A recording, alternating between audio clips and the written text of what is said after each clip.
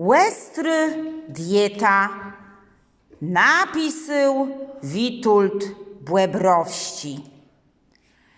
To je doch dołegły pień, jak Agnes my strach zgrybień.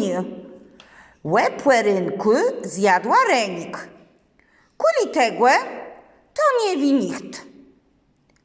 Płet półnika nie tkła wnetka, bluzglen chleba i badzietka.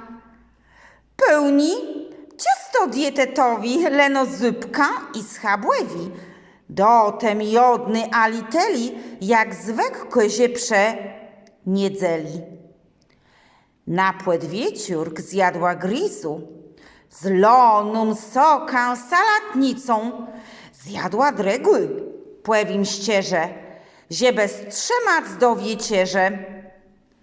Na wiecierza mija 3 trzap i praźnica na chap-cap. Nie za wiele, rozmieje się, błena diece je Agnesa. Ciejna wyga przed snem wlazła, cały żasła.